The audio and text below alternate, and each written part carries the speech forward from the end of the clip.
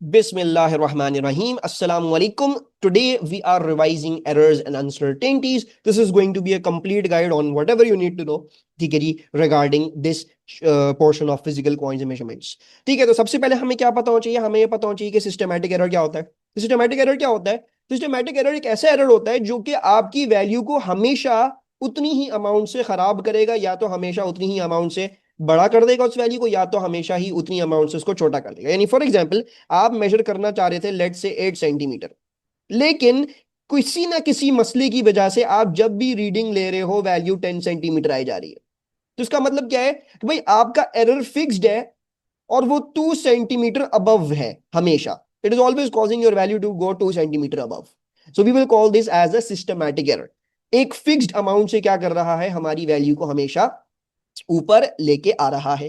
इसकी एग्जांपल्स क्या होती हैं? इसकी एग्जांपल मेरे पास जीरो एरर होती है. ठीक है, अगर आपका स्केल बंद करने पे जीरो पे अलाइन नहीं कर रहा है, जैसे वर्नियर कैलिपर या माइक्रोमीटर स्क्रू गेज, तो ऑटोमेटिकली उसमें सारी वैल्यूज क्या होंगी, खराब होंगी. तो फॉर एग्जांपल, आपने स्केल को बंद कर दिया, you are expecting it should be zero but it is showing you 0.5 centimetre. तो इसका मतलब क्या है कि आपकी हर वैल्यू में 0.5 एक्स्ट्रा आएगा. So one way to fix it would be to subtract this 0.5 from your measured value. ठीक है. Number two, wrongly calibrated scale. बहुत सारे इंस्ट्रूमेंट्स ऐसे होते हैं जो कि हमें खुद कैलिब्रेट करने पड़ते हैं.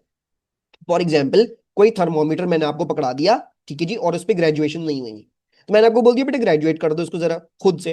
तो आपने फिर बॉइलिंग पॉइंट ऑफ वाटर लिया और बेल्टिंग पॉइंट ऑफ वाटर ले लिया, और उसकी बेसिस पे आपने ग्रेजुएशन करके उसका ये कर दिया. अब हो सकता है आपने गलती कर दी, आपने डिस्टिल्ड वाटर इस्तेमाल लिया, आपने सॉल्ट वाटर इस्तेमाल कर लिया, तो उसकी वजह से आपका 100 डिग्री सेल्सियस वाला पॉइंट खराब हो गया, 0 डिग्री सेल्सियस वाला पॉइंट भी खराब हो गया, आपका स्केल ही कैलिब्रेट रॉन्ग हुआ है. तो आप इससे जो भी रीडिंग लेंगे वो हमेशा गलत ही आएगी. तो wrongly calibrated scale is another reason for systematic errors. अच्छा, इसको अगर मैं ग्राफ में देखना चाहूं तो मेरे पास ग्राफ में रॉन्ग इंटरसेप्ट की शक्ल में मुझे ये दिखता है. फॉर एग्जाम्पल, क्या लिखा हुआ है? A student performed an experiment to measure the variation of voltage against current for a fixed resistor. How can we see a systematic error? अब भाई अगर आप देखो, अगर आपको पता हो तो आपको पता है यार, देखो जो फॉर्मूला है ओम्स लॉ का वो V equals to I R है. ठीक है, यानी बेसिकली क्या होना चाहिए, अगर मेरे पास फिक्स्ड रेजिस्टर है यानी उसकी रेजिस्टेंस कांस्टेंट है, तो वेरिएशन कैसी होनी चाहिए थी? वेरिएशन होनी चाहिए थी V directly proportional to I के. ठीक है, या आप इसको लीनियराइज भी कर सकते हो. लीनियराइज करोगे अगर इसको, अगर मैं इसको थोड़ा सा ऐसे लिख लूं, V equals to I R की जगह V equals to R I लिख लूं, तो you can see Y equals to X and this will be your gradient which is supposed to be constant. So you can clearly see कि यहाँ पे कोई intercept नहीं है, यहाँ पे you do not have any intercept. और आप देख सकते हो यार मेरे पास एक गलत इंटरसेप्ट आ रहा है. मतलब होनी तो ये लाइन क्या चाहिए थी? Should have been passing through the origin. This was supposed to be the correct one, या एक्सपेक्टेड लिख लेते हैं. लेकिन हमें मिला क्या? हमें एक ऐसी वैल्यू मिली भाई, जिस हमें एक ऐसा ग्राफ मिला जिसका इंटरसेप्ट ही रॉन्ग आ रहा है. तो अक्सर वो बेशतर अगर ग्राफ में देखना हो तो systematic error can be seen via a wrong intercept. It could be a wrong x intercept, it could be a wrong Y intercept. ठीक है जी. मोस्ट कॉमन एग्जांपल क्या होती है? वो ये होती है कि आपका ग्राफ ओरिजिन में से पास थ्रू कर रहा होना होता है, लेकिन वो पास थ्रू किसी और गलत इंटरसेप्ट में से कर रहा होता है. ठीक है. इसका फिक्स क्या होता है? इसका फिक्स ये होता है कि आप अपनी एक्सपेरिमेंटल टेक्निक को क्या कर लो, इंप्रूव कर लो. क्या मतलब है इस बात का? भाई अगर आपके स्केल में जीरो एरर है तो भाई सबसे पहले तो स्केल को उठा के फेंक दो. ठीक है, एक तरीका तो ये है. नंबर दूसरा तरीका क्या है कि भाई जैसे मैंने आपको ऊपर बताया, भाई फॉर एग्जांपल अगर आपके पास 0.5 है का जीरो एरर है, ठीक है जी, आपको पता है जब आप स्केल को बंद कर रहे हैं 0.5 का जीरो एरर आ रहा है, तो इसका मतलब क्या है? आपकी हर वैल्यू में 0.5 एक्स्ट्रा आ रहा है. तो उसको जब मेजर कर लो वैल्यू तो सब्ट्रैक्ट कर लो. ठीक है, अगर फॉर एग्जांपल आपने मेजर करी वैल्यू इससे 12.5 सेंटीमीटर की, तो उसमें 0.5 एक्स्ट्रा है, उस 12.5 में से 0.5 क्या कर लोगे, सब्ट्रैक्ट कर लोगे, ताकि आंसर तुम्हारा 12 आ जाए correct. Number two, wrongly calibrated scale की केस में हम क्या कर सकते हैं? हम रिकैलिब्रेट कर सकते हैं इंस्ट्रूमेंट को. जैसे फॉर एग्जांपल मैंने आपको वो थर्मोमीटर दिया था जिसको आपने कैलिब्रेट किया, अब वो गलत हो गया, अब उसकी ग्रेजुएशन में के उसको दोबारा कैलिब्रेट कर लो. ठीक है, या फिर उसको रिप्लेस कर लो with a properly calibrated one. ठीक है. अच्छा, फिर हम आ जाते हैं on random errors. Random errors क्या होते हैं? They cause your value to be above और बिलो बाय रैंडम अमाउंट्स. ठीक है, यानी इनका पता नहीं होता कभी ऊपर आएगी की वैल्यू, कभी नीचे आएगी, कोई फिक्स्ड, कोई इनमें वेरिएशन नहीं होती. इसका जो सबसे पहला कॉज है वो आपके पास है viewing the scale from different angles, जिसको हम पैरेलैक्स एरर कहते हैं. ठीक है, आप कोई चीज मेजर करना चाह रहे थे, लेकिन क्योंकि भाई आपकी आंख जो है वो हमेशा हेड ऑन नहीं थी, आप डिफरेंट डिफरेंट एंगल से पढ़ रहे थे, तो कभी आपने ज्यादा पढ़ा, कभी आपने कम पढ़ा. फॉर एग्जाम्पल आप कोई मीटर रूल से वैल्यू लेना चाह रहे हैं जो आपने वर्टिकली यूं रखा हुआ है टेबल पे यूं करके, ठीक है, और आप इतने से हैं, ठीक है जी। अब आप कभी अगर वैल्यू ये होगी तो आप नीचे होके देखेंगे, कभी वैल्यू ये होगी तो आप सीधा देख लेंगे, कभी वैल्यू यहाँ पे होगी तो आपको जो है वो उस तरह ही देखना पड़ेगा, अपनी हाइट नहीं बढ़ा सकते आप, right. Obviously this is not to scale but to get you the point, कि बहुत दफा ऐसा होता है केमिस्ट्री के एक्सपेरिमेंट्स में, ब्यूरेट में जब आप वॉल्यूम मेजर करो तो आप हर दफा अपने आंख को हेड ऑन नहीं रख सकते, आपके पास इतना टाइम नहीं है, तो उसकी वजह से एरर्स आती हैं, तो वो आपको उनके साथ जीना ही पड़ता है, वो आपके रैंडम एरर्स कहलाते हैं। Number two, not using fiducial marker to time oscillations. भाई जब हम ऑसिलेशंस टाइम कर रहे होते हैं तो ये पता करने के लिए कि कब एक ऑसिलेशन कंप्लीट हो गई, हम क्या करते हैं, यहाँ पे एक मार्कर रख लेते हैं, तो अपनी निशानी रख लेते हैं कि भाई मैं स्टॉप वॉच एंड कर, स्टॉप वॉच स्टॉप करूंगा तो इस पे स्टॉप कर लूंगा जब ये बॉल पेंडुलम बॉब जो है वो यहाँ पे आ जाएगा। अब मैंने अगर रखा हुआ ही नहीं है, अंदाजे से कर रहा हूँ पूरी एक्सपेरिमेंट बैठ के, जाहिर बात है फिर वो अंदाजे में गलतियां होंगी, अगर मैं वो एक्सपेरिमेंट 3 दफा रिपीट कर रहा हूं तो हर दफा जो है वो हल्की ऊंच नीच मेरी वैल्यू में आएगी, right. And this is indicated via a scatter plot. तो फॉर एग्जांपल अगर मैं इस ग्राफ को देखूं तो मैं इसको क्या बोलूंगा, मैं इसको बोलूंगा no random errors, this has no random errors. क्यों? क्योंकि भाई इसमें तमाम पॉइंट्स क्या है मेरे पास लाइन पे है। और इसको अगर देखूंगा तो मैं क्या कहूंगा, we will say random errors are present because the points are not all on line, they are spread along the line, so random errors are present.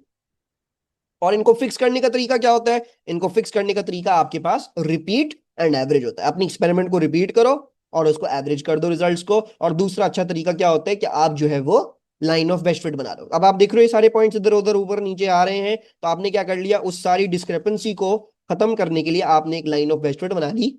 Line of best fit भी एक तरीका ही है बेसिकली अपने सारे points को average करना, एक line पे देखना कि वो क्या बन रहा है क्या नहीं बन रहा है, ठीक है। Actually then we come on to uncertainties. Uncertainty में हम जो जब भी कोई वैल्यू कोट करते हैं तो हम इसको ऐसे कोट करते हैं 12 plus minus 0.5 centimetres. This 12 stands for the principal value, यानी ये वो वैल्यू है जो कि आपने मेजर करी, जो कि आप अपनी आंखों से देख के आए अभी। और 0.5 सेंटीमीटर ये इंस्ट्रूमेंट की वजह से होती है या किसी और वजह से हो सकती है कि आप कहें कि यार इतनी अनसर्टेनिटी आ रही है मेरे पास। इस बात का मतलब क्या है, आप ये बोलना चाह रहे हो कि यार मैंने जो ये 12 मेजर किया है ना, ये हो सकता है कम से कम 11.5 हो और हो सकता है ज्यादा से ज्यादा 12.5 हो, इससे ज्यादा और इससे कम नहीं हो सकता। मतलब ये नहीं हो सकता कि ये 11 सेंटीमीटर हो, क्योंकि मैंने अपनी अनसर्टेनिटी 0.5 दी है, तो आई एम कॉन्फिडेंट कि with in 0.5 of 12 my value will exist, ठीक है। तो ये क्या होती है, ये हमारे पास अनसर्टेनिटीज होती हैं। The main reason for uncertainties is your instrument, जो भी आप इंस्ट्रूमेंट इस्तेमाल कर रहे हैं, ठीक है। So for example if you're using an analogue instrument, analogue instrument का मतलब क्या है भाई, उस पर स्केल होता है which you have to read, ठीक है। जैसे फॉर एग्जाम्पल मीटर रूल है, अब उस पर लाइनें बनी हुई, अब आपको खुद ही पढ़ना है, तो उसकी जो अनसर्टेनिटी होती है ना वो हाफ द स्मॉलेस्ट डिवीजन होती है एनालॉग इंस्ट्रूमेंट्स की। और अगर आपके पास डिजिटल इंस्ट्रूमेंट है, जैसे फॉर एग्जांपल एक वोल्ट मीटर है, अब भाई उसके डिस्प्ले पे नंबर खुद ही लिखे आ जाते हैं, आपको कोई लाइनें वाइनें नहीं पढ़नी पड़ती। सो उस केस में आप जो अपनी अनसर्टेनिटी लोगे वो क्या लोगे, वो स्मॉलेस्ट डिवीजन ले लोगे।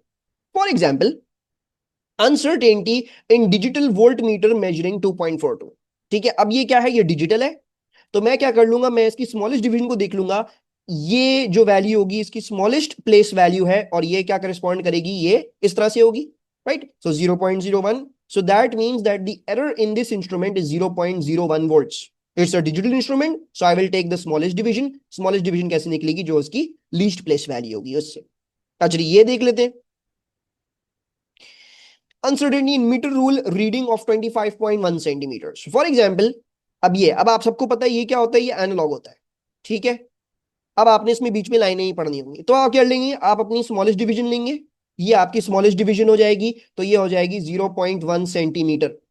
अब आप क्या करेंगे, अपनी अनसर्टेनिटी को कोट करने के लिए इसको हाफ कर देंगे, क्योंकि ये एक एनालॉग इंस्ट्रूमेंट है। सो 0.1 का हाफ क्या हो जाएगा, 0.05 सेंटीमीटर मेरे पास ये वैल्यू आ जाएगी, ठीक है। तो ये इसकी क्या हो गई, अनसर्टेनिटी हो गई 0.05 सेंटीमीटर या आप 0.5 मिलीमीटर्स, ठीक है, however you want to quote that. अच्छा नेक्स्ट कॉन्सेप्ट क्या है, वो ये है कि अगर आप दो वैल्यूज ले रहे हो to measure a value, then आपने एक जो वैल्यू में अनसर्टेनिटी है उसको मल्टीप्लाई बाय 2 कर। क्या मतलब है इस बात का, कुछ क्वेश्चंस के थ्रू अपने आप को समझा लेते हैं। Let's say you have an initial temperature of 13 degree Celsius and you got a final temperature of 20 degree Celsius. मैंने आपको क्या बोला है, मैंने आपको बोला है बेटा मुझे डेल्टा टी निकाल के दो। आप डेल्टा टी निकाल लोगे 20 माइनस 13, आपको पता है 7 डिग्री सेल्सियस आ जाएगा। ठीक है, अब आपने मुझे क्या करना है, आपने मुझे इस वैल्यू में मुझे अनसर्टेनिटी बतानी। अब वो कैसे बदलेगा, सबसे पहले आप ये देखोगे कि ये मैंने मेजर कैसे किया। मैंने एक मर्क्यूरी इन ग्लास थर्मोमीटर इस्तेमाल किया, एक लेबोरेटरी थर्मोमीटर इस्तेमाल किया है।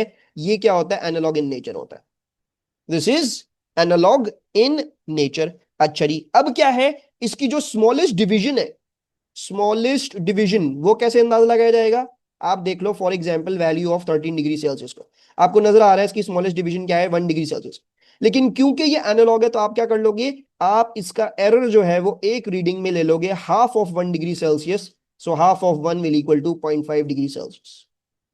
सो आपके पास क्या वैल्यू आ गई, आपके पास 0.5 डिग्री सेल्सियस की वैल्यू आ गई। लेकिन अब आप ये नहीं लिखोगे 0.5 डिग्री सेल्सियस इसका एरर है, नहीं, क्योंकि आपने डेल्टा टी निकाला है यूजिंग टू वैल्यूज। सो आप 0.5 डिग्री सेल्सियस को 2 से मल्टीप्लाई कर लोगे। सो आपकी जो टोटल एरर होगा वो क्या हो जाएगा, वो हो जाएगा 2 times error in single reading, because you used 2 readings.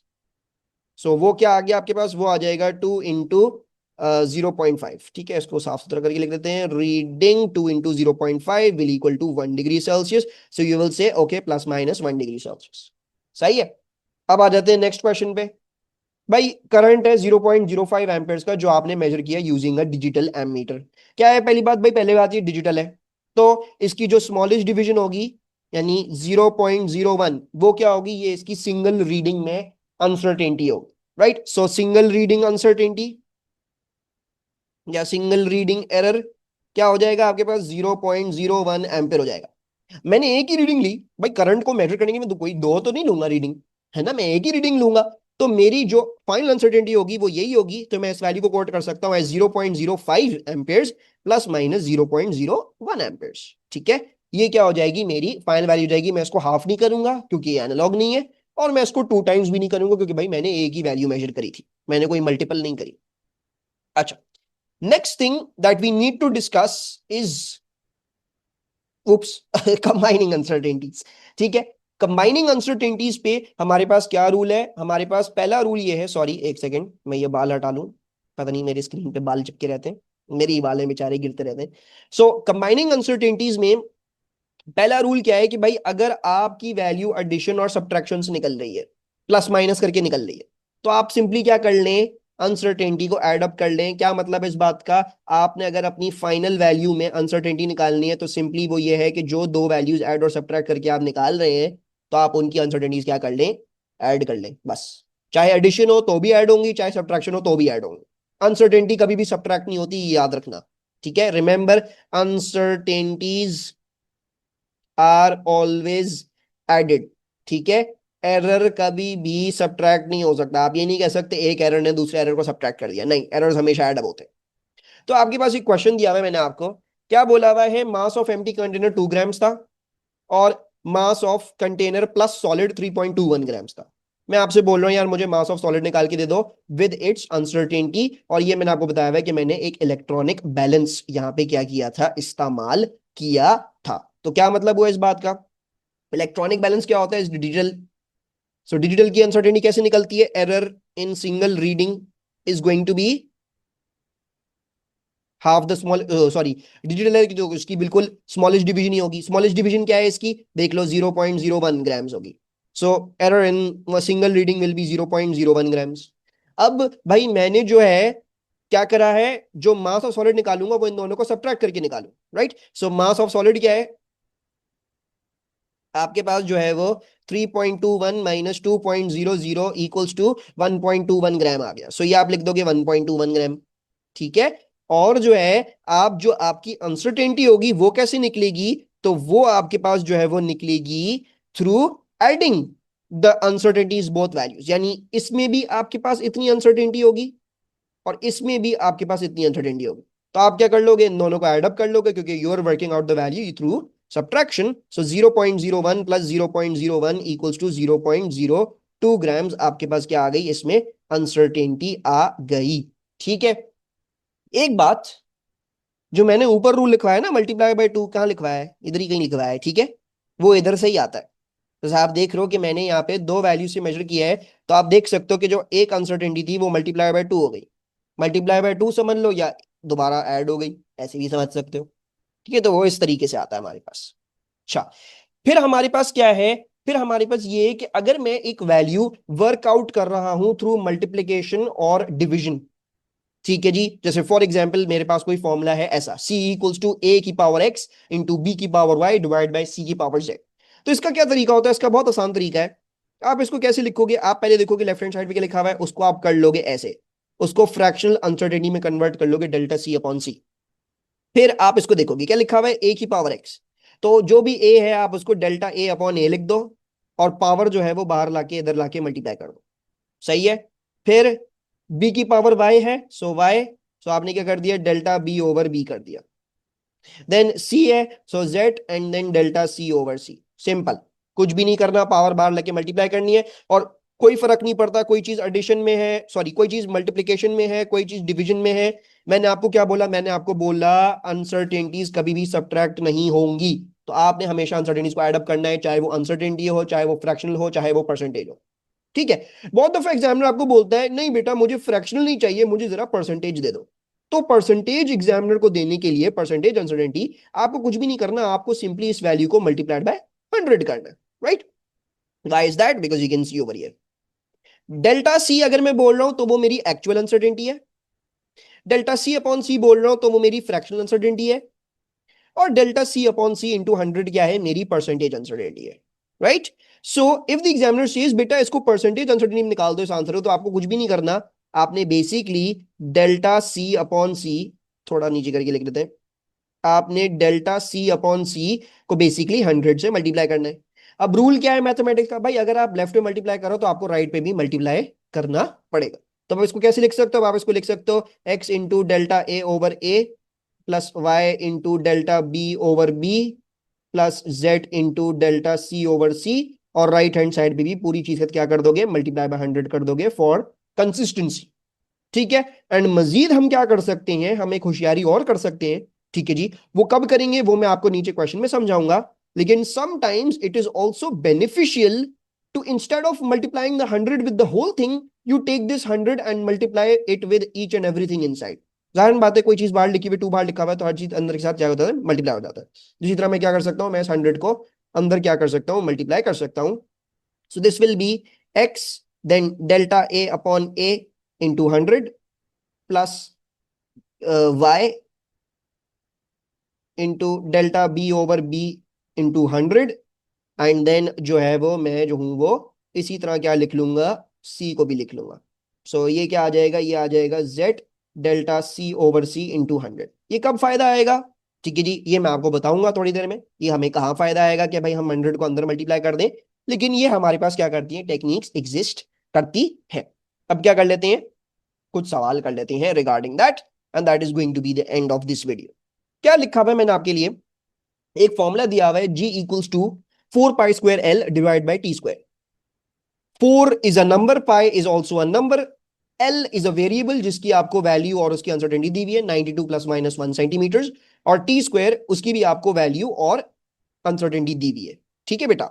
अच्छा, पहले क्या लिखा हुआ है, work out the percentage uncertainty in G. सबसे पहले हम क्या कर लेंगे, अपना फ्रैक्शन अनसर्टेनिटी वाला फॉर्मूला बना लेंगे, क्योंकि ये मल्टीप्लाई डिवाइड हो रहा है। तो आपने क्या लिख लिया, आपने लिख लिया delta G, oops, delta G over G will equal to क्या, अच्छा ये नंबर है इसको छोड़ दो, ये नंबर है इसको छोड़ दो, ठीक है, इन दोनों में कोई अनसर्टेनिटी नहीं होगी, सिर्फ नंबर्स है। एल आ गया तो एल को क्या लिख लोगे, डेल्टा एल ओवर एल, इसकी पावर कुछ भी नहीं है, 1 ही है, तो छोड़ दो, कुछ नहीं लिखोगे इसके आगे। टी के पास साथ क्या है, 2 की पावर है, so 2 into delta T over T. अब भाई एग्जामिनर ने मुझे ये नहीं बोला डेल्टा जी ओवर जी निकालना, एग्जामिनर ने बोला मुझे परसेंटेज अनसर्टेनिटी इन जी। सो मुझे क्या करना पड़ेगा, मुझे इसको मल्टीप्लाई बाय 100 करना पड़ेगा। जब मैं लेफ्ट हैंड साइड में मल्टीप्लाई करूंगा तो मुझे राइट हैंड साइड में मल्टीप्लाई करना पड़ेगा, है ना। अच्छा, अब मैं क्या कर रहा हूं, इस 100 को बाहर रख रहा हूं, क्यों रख रहा हूं बाहर, क्योंकि मुझे जो वैल्यूज दी गई हैं टी और एल की, वो प्रिंसिपल प्लस एक्चुअल अनसर्टेनिटी है, वो परसेंटेज अनसर्टेनिटी के फॉर्म में नहीं है। तो मुझे 100 को अंदर लेके जाने का कोई फायदा नहीं होगा, मैं उसको भी फिलहाल बाहर ही छोड़ दूंगा। ठीक है, अभी नेक्स्ट क्वेश्चन दिखाऊंगा, जब परसेंटेज दी हुई है तो 100 को अंदर क्यों लेके जाएंगे आप। So we want to work out delta G over G into 100, यही पूरी चीज मेरा आंसर होगी पहले पार्ट का। ठीक है, this will be the answer to the first part. Because I want to work out the percentage uncertainty in G. और ये क्या हो जाएगा, delta L over L, delta L is 1, L is 92। One thing important for uncertainties is that you do not need to convert, यानी for example अगर आप इधर conversion apply भी कर देते हैं सेंटीमीटर वाली, तो वो ऊपर नीचे कैंसिल हो जाएगी। तो जाहिर बात है हमें क्योंकि जल्दी जल्दी करनी होती है एग्जाम में वर्किंग, तो अगर हम फ्रैक्शनल अनसर्टेनिटी लिखते हुए नहीं भी यूनिट भी ना भी कंसिडर करें, कन्वर्ट ना भी करें तो चलेगा उस केस में, लेकिन बाकी हर केस के लिए करना पड़ेगा। ठीक है, ये ना आपने बोला कि सर ने बोला था इसके लिए नहीं करना, आपने हर चीज जो है वो उठा के फेंक दी। ठीक है, ये मत कीजिएगा। अच्छा, 2 times delta T over T, तो डेल्टा टी क्या हो जाएगा, डेल्टा टी हो जाएगा 0.03, वुप्स, डिवाइडेड बाय 1.93। ठीक है, और हमने जो है वो इवेंचुअली इस पूरी चीज को मल्टीप्लाइड बाय 100 भी करना है। So let's calculate this value.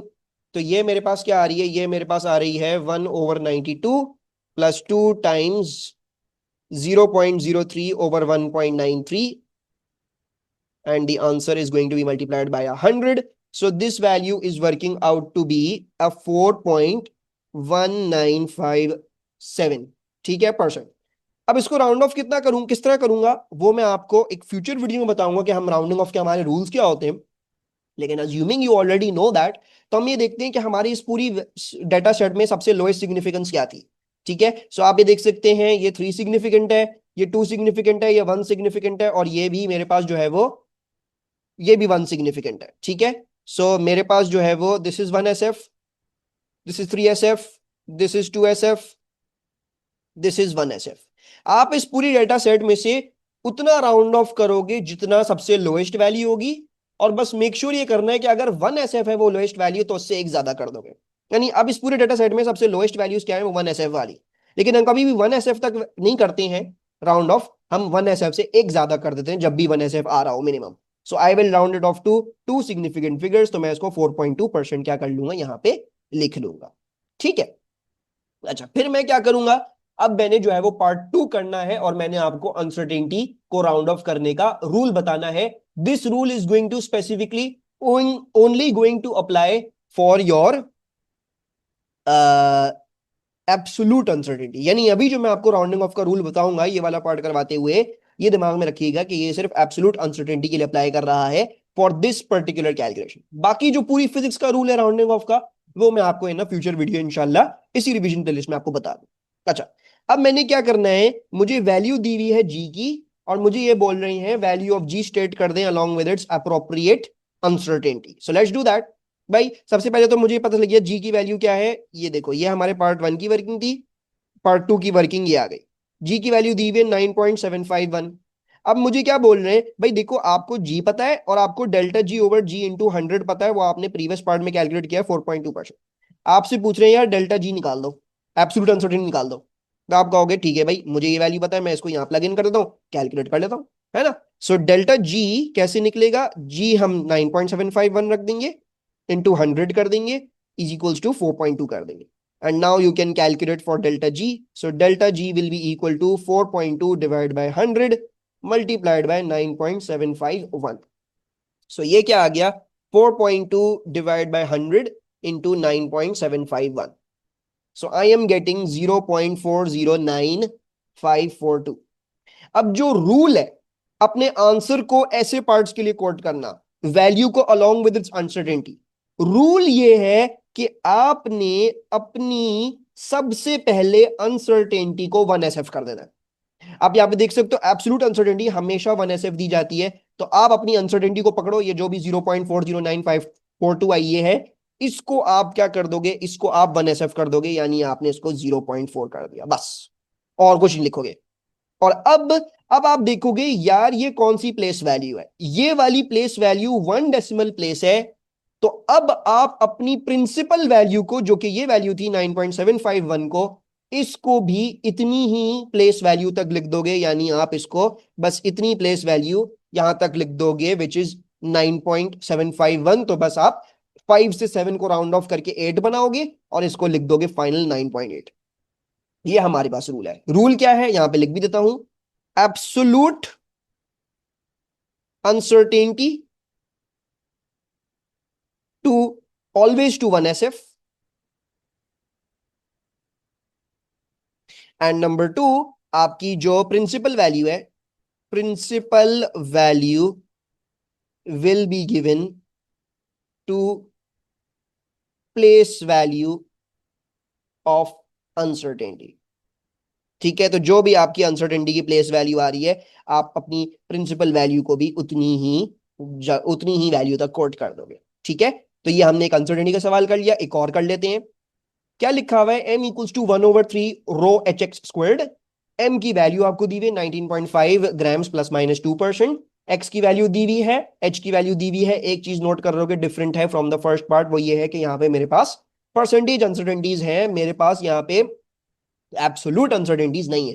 क्या लिखा हुआ है, determine the percentage uncertainty in rho. Let's do that. सबसे पहले मुझे क्या करना पड़ेगा, मुझे रो को सब्जेक्ट बनाना पड़ेगा, क्योंकि अभी एम सब्जेक्ट है। सो रो विल इक्वल्स टू 3 ऊपर मल्टीप्लाई होगा तो 3m, और एच एक्स क्या हो जाएगा, एच एक्स स्क्वायर्ड यहाँ पे डिवाइड हो जाएगा। ठीक है, अब मुझे क्या निकालना है, मुझे परसेंटेज अनसर्टेनिटी इन रो निकालनी है। So delta rho over rho will equal to 3 is a number, so ignore delta M over M, then plus delta H over H, और एक्स पे स्क्वायर्ड है, so 2 times delta X over X. ठीक है, अब क्या बोला हुआ है भाई, इसकी परसेंटेज निकालनी है, तो इसका मतलब क्या है, इसको मल्टीप्लाई बाय 100 करना पड़ेगा। अब ये देखो, मैं इसको मल्टीप्लाई बाय 100 बाहर भी कर सकता हूं, लेकिन अगर मैं बाहर करूंगा तो मैं इन वैल्यूज को कैसे प्लग इन करूंगा इधर, क्योंकि ये तो परसेंटेज है, ये फ्रैक्शन क्वांटिटी तो नहीं है। तो इसी होशियारी को करने के लिए, इसी को ओवरकम करने के लिए हम क्या होशियारी करेंगे, हम ये होशियारी करेंगे भाई देखो, हम सबको पता है ये अगर डेल्टा एम ओवर एम है, मुझे इसको परसेंटेज अनसर्टेनिटी में कन्वर्ट करना है, तो मुझे बस मल्टीप्लाई बाय 100 करना है। सो मैं क्या होशियारी करूंगा, मैं यहाँ पे ये होशियारी करूंगा कि बजाय 100 को बाहर मल्टीप्लाई करूं, मैं इसको अंदर ले जाऊंगा, ताकि ये सारे टर्म्स क्या कन्वर्ट हो जाए, ये सारे के सारे टर्म्स परसेंटेज अनसर्टेनिटी में कन्वर्ट हो जाए। और बहुत सारे बच्चों को ये पता भी होगा कि वो डायरेक्ट क्या कर सकते हैं, परसेंटेज अनसर्टेनिटीज को ऐड अप कर सकते हैं। तो it's because of this, this is how you can add up the percentage uncertainty directly. So आपने निकाल दिया, क्या आ गया, आपको delta rho over rho into 100 निकालना है। सो वो क्या हो जाएगा, delta M over m into 100 पूरा का पूरा 2 है, delta H over h into 100 पूरा का पूरा 4 है, delta X over x into 100 पूरा का पूरा क्या है, 5 है। राइट, सो आपने क्या कर दिया, 2 टाइम्स 5 कर दिया। सो 2 5 जा 10, 10 plus 4 is 14, 14 plus 2 is 16% is your percentage uncertainty in row. Then they are saying state the value of row with its absolute uncertainty to an appropriate number of significant figures. So दोबारा से एक दफा और practice कर लेते हैं, कैसे लिखते हैं हम इसको। सबसे पहले हम रो की वैल्यू निकाल लेंगे। सो 3 टाइम्स द मास, मास क्या है, 19.5 ग्राम्स है। grams is not the SI based unit, so I will need to convert. So 19.5 into 10 power minus 3 gram to kilogram कर दिया। H क्या है, 4.8 centimetre, so 4.8 into 10 to the power minus 2, and x क्या है, 4.0 into 10 power minus 2, so 4.0 into 10 to the power minus 2, और x पे मेरे पास क्या है, स्क्वायर्ड है। So let's do that. So 3 and then 3 is being multiplied by 19.5 into 10 to the power minus 3. H is 4.8 into 10 to the power minus 2 and 4 into 10 to the power minus 2 squared. So I am getting a density of 761.71875. ठीक है, और ये मेरे पास SI units में आ रही होगी, kilogram पर metre cube. अब मैंने क्या करना है, अब मैंने ये निकालना है कि डेल्टा रो कितना है। डेल्टा रो कैसे निकलेगा, डेल्टा रो इंटू 100 हमें दिया हुआ है 16 है। सो बेसिकली अगर मुझे सिर्फ डेल्टा रो चाहिए, मुझे सिर्फ अपनी एब्सोल्यूट अनसर्टेनिटी चाहिए, तो मैं 16 को डिवाइड बाय 100 करूंगा और फिर मल्टीप्लाइड बाय रो कर दूंगा। ठीक है, 100 डिवाइड होगा, रो ऊपर मल्टीप्लाई होगा। सो रो की वैल्यू क्या है, रो की वैल्यू हमने निकाल ली 761.71875। So delta rho is working out to be 16 over 100 into 761.71875। अच्छा, एक चीज नोटिस करो, मेरा जो फाइनल आंसर 761.71875 नहीं है, तो मैं इसको ज्यादा सिग्निफिकेंस ले रहा हूं, मैं इसको सबसे एंड में राउंड ऑफ कर लूंगा। कभी भी बीच की वर्किंग में राउंड ऑफ नहीं किया करो ज्यादा। ठीक है, सो डेल्टा रो आ गया 121.875। Right, so now what are we going to do, मैंने आपको क्या रूल बताया, मैंने आपको रूल बताया बेटा, एब्सोल्यूट अनसर्टेनिटी हमेशा 1SF तक लिखी जाएगी। सो अगर 121.875 है, 1SF क्या हो जाएगा, ये 100 हो जाएगा। सो आपने लिख दिया इसको 100। सही है, और आप अपनी प्रिंसिपल वैल्यू कितनी कोट कर दोगे, to the place value of this. क्या मतलब है इस बात का, प्लेस वैल्यू क्या है, 100 है। अब ठीक है, तो आप इधर भी हंड्रेड्स तक इसको राउंड ऑफ कर दोगे, तो 6 will round off 7, so this will become 800. So your answer is going to be 800 plus minus 100. This is unfortunately the accuracy of your experiment. मतलब आप इतनी ही अनसर्टेनिटी में आप कर सकते हो, ठीक है, and that's it.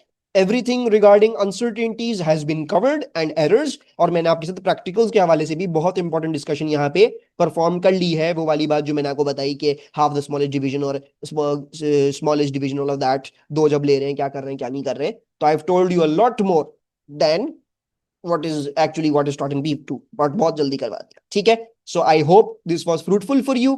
Please do subscribe and show support if this is helpful, and share with your friends, and I shall see you in the next video of scalars and vectors. ठीक है, till then अपना ख्याल रखिएगा. अल्लाह हाफिज.